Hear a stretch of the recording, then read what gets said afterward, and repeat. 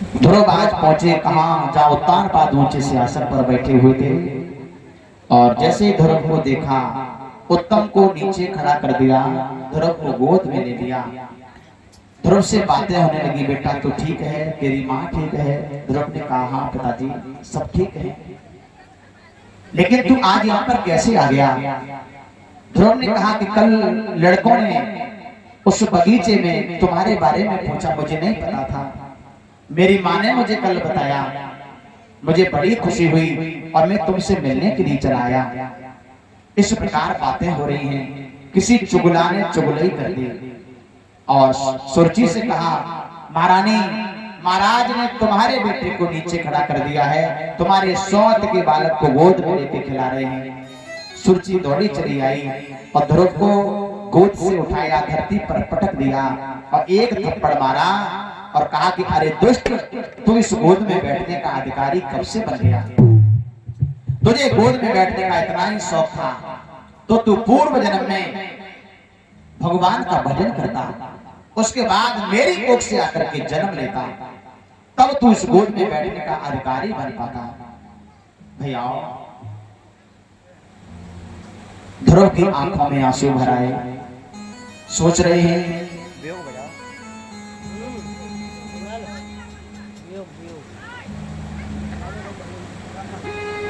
ये कैसी मौसी माँ है? अरे मौसी तो उसे कहते हैं जो माँ जैसी होती है, भाई तो होती है मौसी। और मेरी माँ ने कभी बेकसूर मुझे नहीं मारा, और ये कैसी है मौसी, किसी ने बेकसूर मुझे मारा है। और ये पिता कैसे हैं? मेरी मौसी मुझे मारती गई, पिता ने कुछ कहा भी नहीं। इसका मतलब ना ये मेरी मौसी माँ है और ना ये हमारे पिता है। और ध्रुव रोते हुए चल पड़े, सुनीति के पास पहुंचे हैं। सुनीति ने कहा,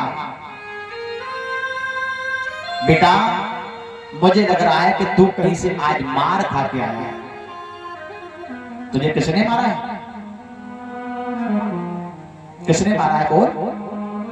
आंसुओं को पहुंच करके ध्रुव ने कहा, मेरी माँ, मैं आज अपने पिता से मिलने के लिए गया, मेरी मौसी ने मुझे बहुत मारा, और मारा उसका कोई इतना हमें दुख नहीं है। दुख तो इस बात का है कि जिन्हें तुम पिता बता रहे थे उन्होंने कुछ कहा भी नहीं। इसका मतलब वो मेरे पिता नहीं है और ना वो मेरी मौसी माँ है। तुमने मेरे से झूठ क्यों बोला? अब सुनीति की आंखों में आंसू भर आए। सुनीति ने कहा, मुझे पता है बेटा कि अभी तुमसे कोई सीधे बात नहीं करेगा, क्योंकि जब दिन गर्दिश के आते हैं हर शख्स बुराई देता है, और घर वाले ना मुख से बोले जग जहर दिखाई देता है। जब किसी के बुरे दिन आते हैं तो दुनिया के लोग फिर उसको इंसान नहीं समझते, जीने नहीं देते। ऐसे ही अभी तेरी माँ के ये दिन ठीक नहीं चल रहे, मैं बहुत गरीबड़ी हूं, मुझसे कोई और तुझसे कोई सीधे बात नहीं करेगा, क्योंकि बनी बनी के चेहरे पर लाखों निशान होते हैं और बन के जब बिगड़ जाती है तो दुश्मन हजार होते हैं। न घर वाले सीधे बात करते हैं, न परिवार वाले सीधे बात करते हैं। यही हाल होता है जब बन के बिगड़ जाती है तो। कि दुनिया में गरीबों को आराम नहीं मिलता, दुनिया में गरीबों को आराम नहीं मिलता।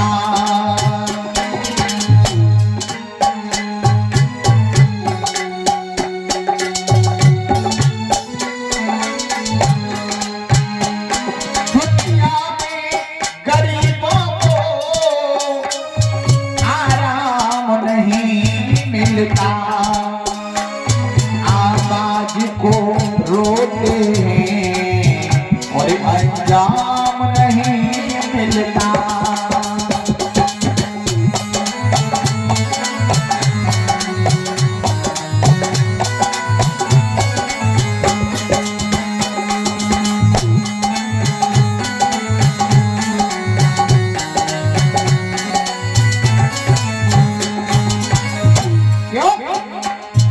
जो कोई भी आता है ठोकर ही लगाता है, जिसकी मंजिल बिगड़ जाती है लोग सीधे बात नहीं करते हैं।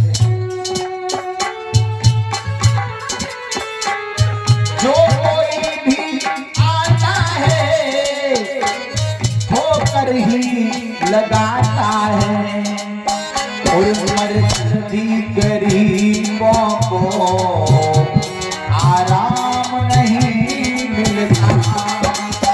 दुनिया में गरीबों को आराम नहीं मिलता।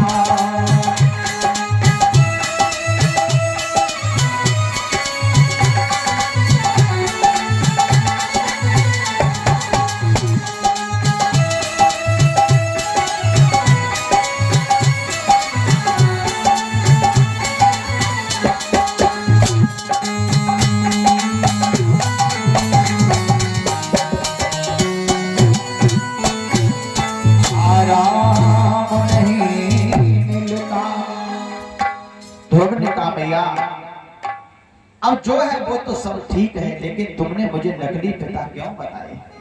अब मुझे ये बताओ हमारे असली पिता कौन है? मैं असली पिता की गोद में बैठना चाहता हूं। ये तो नकली पिता थे। अब सुनीति के चक्कर में पड़ गई कि मैं किसको पिता बताऊं। एकदम सुनीति ने कहा बेटा तू सही कह रहा है, ये तो नकली पिता है। असली पिता तो वो परम पिता परमात्मा है। ध्रुव ने कहा वो मिलेंगे कहां पे? हम तो उनकी गोद में बैठना चाहते हैं। सुनीति ने कहा अभी तो तुम छोटे हो और जब समर्थ होता होगे, बड़े हो जाओगे ना, तो जंगल में जाना और आसन लगा के बैठ जाना और उनको याद करना। और जब याद करोगे ना तो वो पिता तुम्हारे पास दौड़े चले आएंगे और आप आसानी से उनकी गोद में बैठ जाना। वो तो गले से लगा लेते हैं, ऐसे पिता है। गोद में बैठा लेते हैं, ऐसे पिता है। अच्छा क्या मुझे भजन करना पड़ेगा? सुनीति ने कहा भजन तो करना पड़ेगा। अब ध्रुव 5 वर्ष की अवस्था में थे। ध्रुव ने कहा भैया तो आप हमें आज्ञा दो, मैं इसी समय जाऊंगा भगवान का स्मरण करने के लिए। सुनीति ने कहा भी तो आप बहुत छोटे हो और जब बड़े हो जाओगे ना तब जाना। नहीं भैया ये मत सोचो कि मैं छोटा हूं, मैं बहुत बड़ा हूं। केवल आप हमें आशीर्वाद दो, मुझे जाने दो। और अगर भैया तुमने मुझे नहीं जाने दिया तो मैं कटारी मार के हत्या कर लूंगा। मैं दुनिया के भोगों को नहीं सुनूंगा, मैं लड़कों के द्वारा गालियां नहीं सुनूंगा। फिर कल पूछेंगे लड़के हैं कि कौन से तुम्हारे पिता हैं, तो हम किसको बताएंगे? और हम किसी की गोद में जब बैठ जाएंगे तो कम से कम हम कह तो सकेंगे कि वो हमारे पिता हैं। इसलिए आप हमें जाने दो। सुनीति समझ गई ये नहीं मानेगा, ये जाएगा। तो आज अपने बेटे को वो बेचारी माँ भेज रही है जंगल में भगवान का भजन करने के लिए और कह रही है बेटा तू चला जा, मेरा आशीर्वाद है तुझे तेरे पिता का दर्शन। और कैसे भेज रही है कि बेटा तू जा संग में, दुआ हमारी है लाला।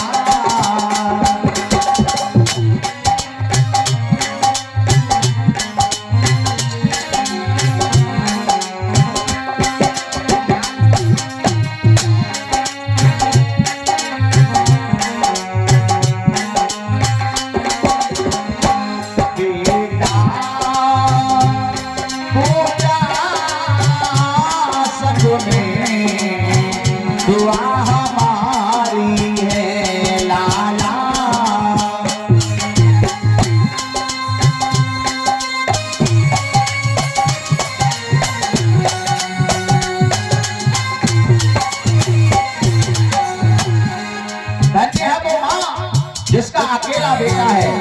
और जंगल में संत बनाने के लिए भेज रही है। धन्यवाद तुम्हें, धन्यवाद तुम्हें ऐसी महातारी है लाला,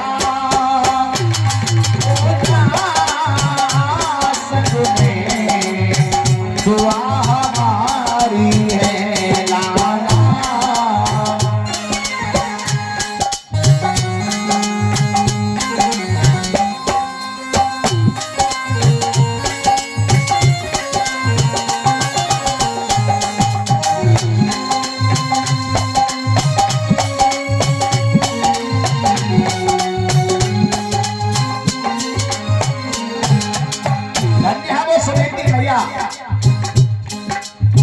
अच्छा आजकल अगर किसी का एक बेटा हो चाहे चार हो, अब कोई माँ नहीं अपने बेटे को भेजेगी जंगल में संत बनाने के लिए। बताओ अपने गांव की इतनी माता बैठी है, कोई अगर माँ ऐसी हो जो भेजे? अब कोई माँ भेजने वाली नहीं है। कोई नहीं कहती है कि मेरा बेटा संत बन जाए।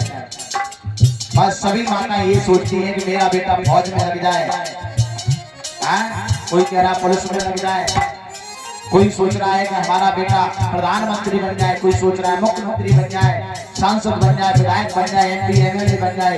ये तमाम विचार होंगे माताओं के अंदर, लेकिन ये कोई माँ नहीं सोच रही होगी कि एक मेरा बेटा भगवान का भक्त बन जाए, संत बन जाए। लेकिन एक बात हम आपको बताएं, जिस घर में परीक्षित जी एक असली संत बन जाए, हम डॉगियों की बात नहीं कर रहे, डॉगी तो देखो तमाम घूम रहे हैं, डॉगी महात्मा देख घर में भाई खटपट चल बाबा के मठ पे, घर में भाई खटपट पहुंचे बाबा के मठ पे, और बाबा ने काटी चोटी और बेटा मां खा रोटी, बना लो महात्मा। ऐसे महात्मा की जरूरत नहीं, ये संत नहीं है। असली संत जिसे दुनिया से कोई मतलब ही ना, वैराग्यवान, वैराग्यवान संत होना चाहिए। और वैराग्यवान अगर संत अगर कहीं आपको मिल जाए, वैसे मिलते नहीं है वैराग्यवान संत। लालची बहुत बैठे हैं मंदिरों में, आप देखो जाकर के लालची, कोई आया दक्षिणा दे रहा है। एक बार हम परीक्षित जी कथा कहने के लिए गए, आज से करीब 7 साल पहले की बात है। इधर हमारी कथा हुई थी राजस्थान में, आपने सुना होगा हिंडौल करौली। हिंडौल करौली से आगे हमारी कथा हुई। एक छोटा सा गांव तो नहीं है, वहां पर गांव नहीं था, वो खेतों पे लोग रहते हैं, खेतों पे जगह जगह बना करके हमने बनेगा। तो एक मार भाव थे गुर्जर जी, हमारी कथा कराई थी, और वहां पर काफी संत भी आते थे कथा सुनने के लिए। राजस्थान में संतों का बड़ा सम्मान है। तो एक महात्मा ने हमसे कहा कि बेटा आज हम आपको ऐसी जगह घुमाने ले चले जहां आप कभी ना गए। हमने महाराज हम तो पहली बार राजस्थान में आए, हमने की ले चलो घुमाने, अच्छी बात है। तो नहीं, गुर्जर साहब की गाड़ी लेकर के गए।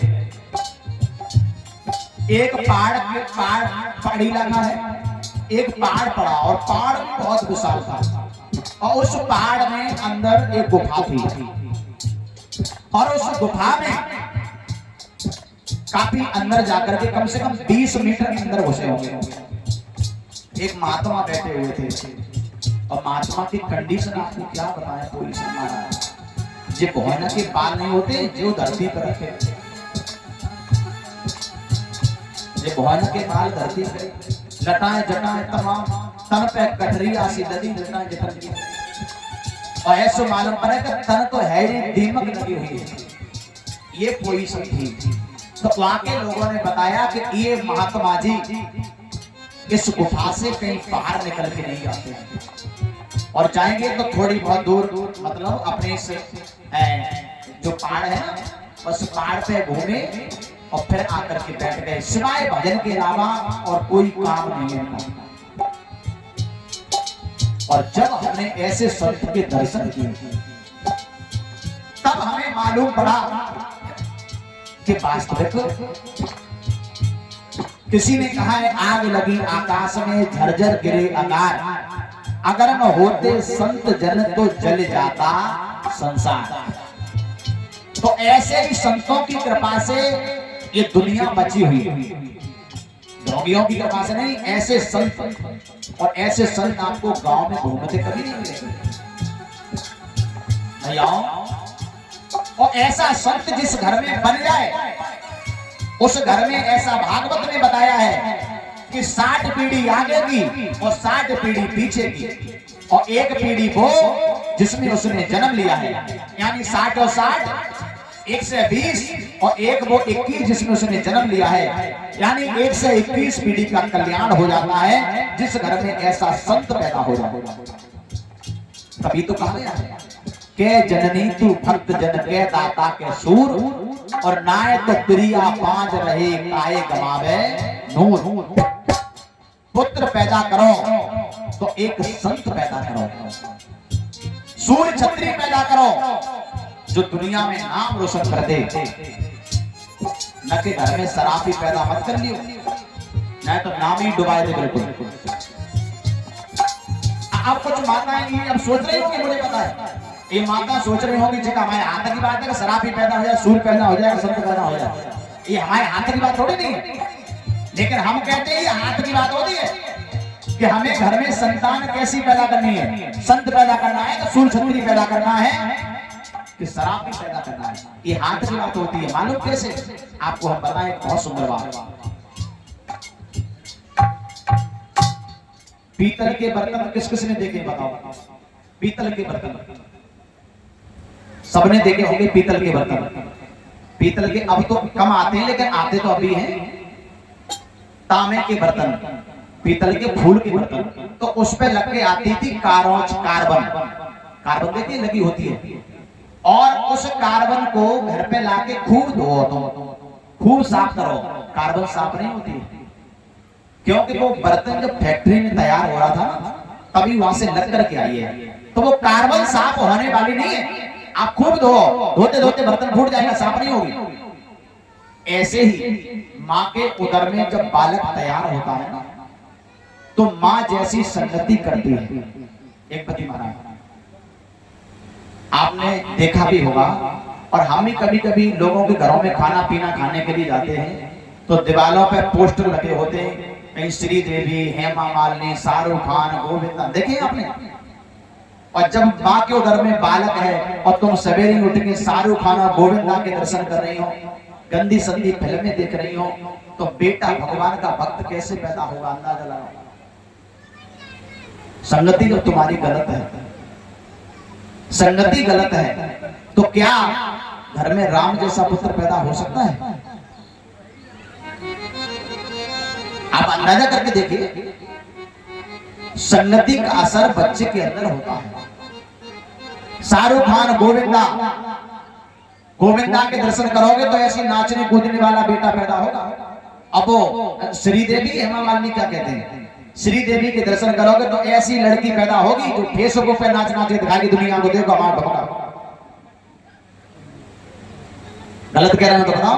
अब तमाम ऐसी जो है बेटियां पैदा हो चुकी हैं जिन्होंने अपने माँ बाप की नाक जड़ में से कटवा दी। फेसबुक खोल के देखो तो ये क्या है? हम बेटियों की कमी नहीं मानते, हम तो और माता पिता की कमी मानते हैं जिसने ऐसी औलाद को जन्म दिया। ऐसी औलाद से तो बिना औलाद को ठीक है,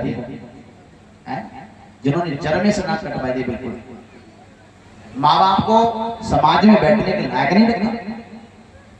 कभी कभी तो परिचय जी वास्तविक रोना आता है। मेरा पहले समाज ऐसा था कि बेटी माँ बाप के आगे नीचे पलक करके निकलती थी, और आज माँ बाप बैठे हैं और बेटी फिल्म देख रही है। अब देखिए क्या जमाना आ चुका है। पुत्र की हिम्मत नहीं थी, पिता के आगे मुंह खोल सकता था, हिम्मत नहीं थी, और आज पिता के आगे पुत्र शराब पी करके तमाम बातें करता है। लेकिन ये कमी हम उन औलाद की नहीं समझते, कमी तो उन माँ बाप की है, क्योंकि तुम्हारी संगति गलत रही होगी।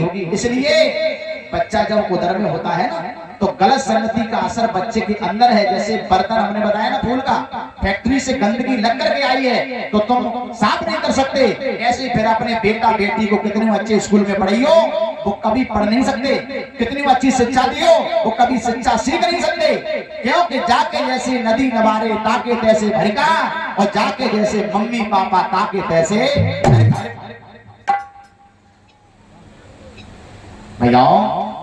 इसलिए अगर माँ के पेट में बालक है, बेटी हो या बेटा हो, अगर माँ अगर गीता और रामायण पढ़ेगी तो मैं निश्चित बता रहा हूं राम के जैसा ही पुत्र पैदा होगा उस घर में। राम नहीं होगा तो राम जैसे गुण तो होंगे। गीता अगर आपने पढ़ी होगी तो कृष्ण जैसा पुत्र पैदा होगा, मैं निश्चित बता रहा हूं, गुण तो होंगे कृष्ण जैसे। लेकिन ना आपने गीता पढ़ रहे, न रामायण पढ़ रहे, न कथा सुन रहे, न कोई सत्संग में जा रहे, आप तो केवल दुनिया की गंदी गंदी चीजों में फंसे हुए। तो फिर तुम्हारे घर में राम नहीं आ सकता है, संत तुम्हारे घर में कैसे पैदा हो सकता है, आप अंदाजा लगाओ। एक संत को जन्म देना है, सूर्य क्षत्रिय को जन्म देना है, तो भैया अपने को संभालना पड़ेगा, संस्कारवान बनाना पड़ेगा। तुम्हारे घर में सूर्य क्षत्रिय पैदा होगा, आप संस्कारवान हो तो धन्य है वो सुनीति जिसने कोई फिल्म नहीं देखी थी, परमात्मा की भक्ति की, अपने पति का ध्यान किया और एक ऐसा पुत्र पैदा किया जो जंगल में भेज रही है और कह रही है कि तुमको जाना है, प्रभु को पाना है।